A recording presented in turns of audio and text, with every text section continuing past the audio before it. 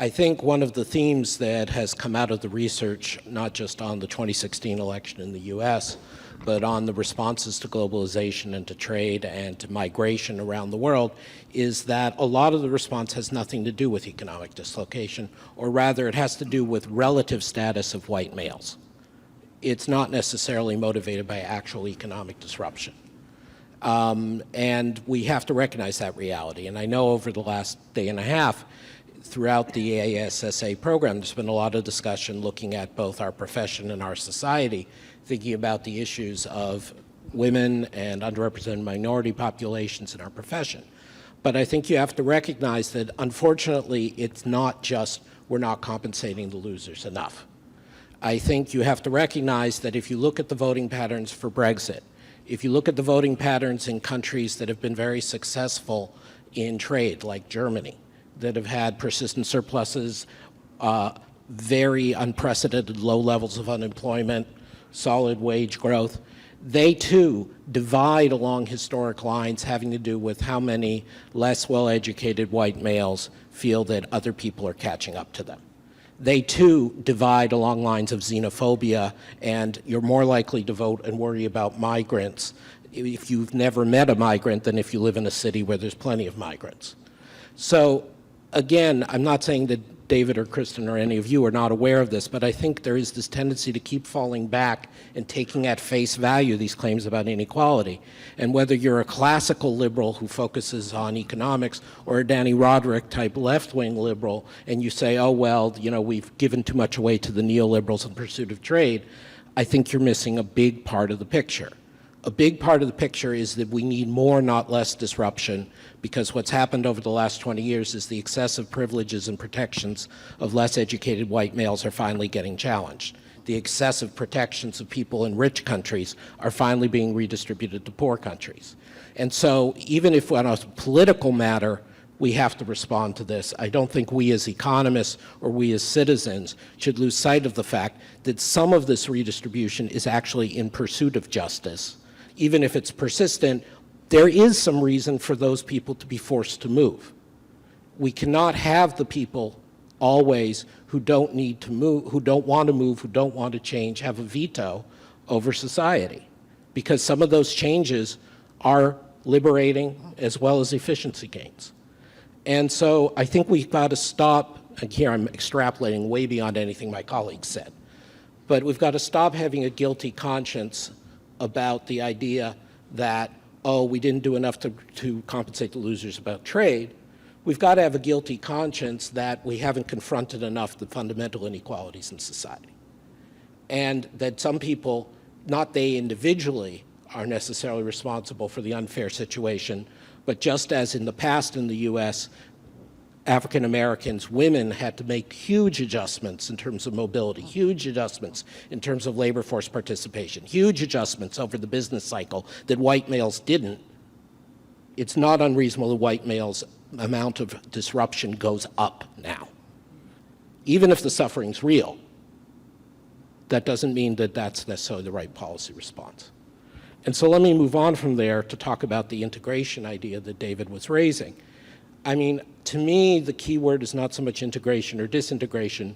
What's happening to the world economy and the economic benefits we had from integration is corrosion.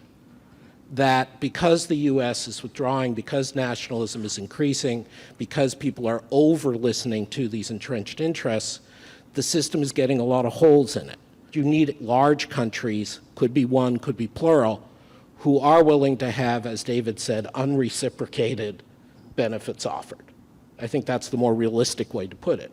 And if China and the US and the EU are doing much less of that, then we're living in this corroded world where there's potholes to be fixed, where there's connections breaking down, where ties are less strong. And so the quality of globalization is getting worse. The benefits are eroding. Doesn't mean it's going away, and it doesn't mean there aren't going to be things like CPTPP or trade diversions that lead to further integration. But that's the thing we've got to worry about. In a sense, I view trade as being less vulnerable in the short run than some of these other areas, because the comparative advantage is so strong, because trade has always gone on through the centuries. I was last month in Singapore, and I went to the Asian Civilizations Museum. And there's this incredible exhibit of a ship that went down off Indonesia in the year 900 that had 55,000 mass-produced bowls that were being shipped from China over to India for sale in the year 900. And what happened was, at one point around the 1000, some of you know this far better than I, a Chinese ruler said, okay, we're going to stop doing international trade. And that, of course, hurt China, and it was inefficient. But then there's historical evidence. I went on to Vietnam, and in Hoi An there's a museum of how the ceramics trade in Vietnam exploded in the year 1000 and 1100 after the Chinese got out of the business. Even being a little more practical, less cosmic, if we think of the WTO, again, the quality of what it is versus what we'd like it to be may be going down, but the ability of it to function as a set of rules, of norms, of dispute settlement for the countries that wish to participate will continue, even if the U.S. makes a terrible mistake and obstructs it, and even if the U.S. makes a terrible mistake and withdraws. So trade is eroding, is getting less efficient, and in a world of slow productivity growth, that's enormously costly.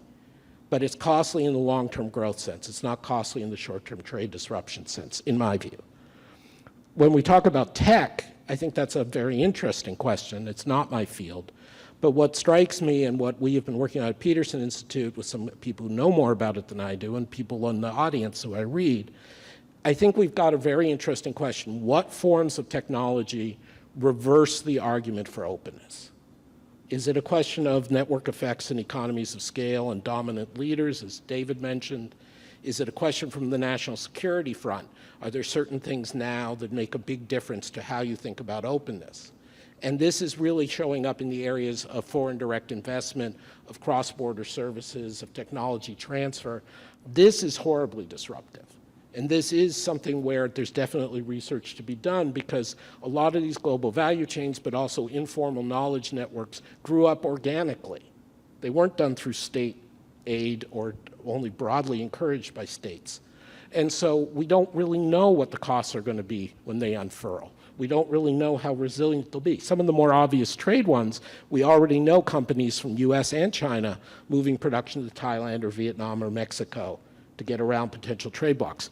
But the knowledge networks, the skills, the interactions, the deeper investment, and what this does to the level of investment is what I'm concerned about. I wrote about this a couple times in Foreign Affairs over the last year, the idea that the flows of real investment, the quality of assets are going down. That's what I mean by corrosion. Finally, talk a moment about financial globalization. I'm actually in favor of pretty big, dumb rules on restricting a lot of global capital flows. I'm really heartened that the IMF had gotten much more, I think, realistic about capital controls. I look at the experience of China. I think the way we have to think about it, though, is more generally, again, this idea David raised about unreciprocated differences between large and small states. So we have a G20 agreement on currency manipulation that's actually been pretty good. It was negotiated several years ago. It started in the G7. China, in its own self-interest, Japan, in its own self-interest, have massively changed their currency policies for several years. It's been a win-win for the world, frankly. It's been a win for their people. You got a bunch of small countries, not all of whom are poor. You got the Singapores and the Norways and the Switzerlands and South Koreas who are still engaging in a lot of currency manipulation. So maybe part of the way forward, which is a very pragmatic way forward, which we've already sort of started to see in this area, is distinguishing between the G20 or some other group of economies who have certain responsibilities in financial flows and others who don't, because they're small and they have to cope with this. I've been an advocate since I was at Bank of England for a decade now that you really have to stomp down on real estate lending, on cross-border bank lending. And that should be encouraged. And again, like with trade, that's not an international thing.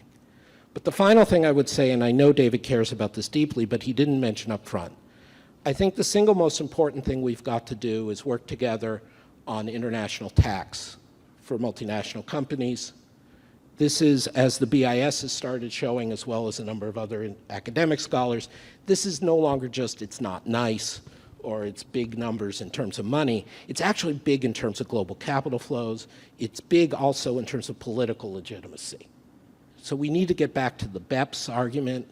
We need to get back to some form. I defer to others with more expertise. But to me, getting some forms of minimum corporate tax standards, getting some forms of force against tax evasion, getting the minimum standards for having enough resources fiscally to prevent the kinds of recessions that David was talking about, and invest in the kinds of adjustments that Kristen was talking about, this is actually the most pressing issue in international coordination, in my view.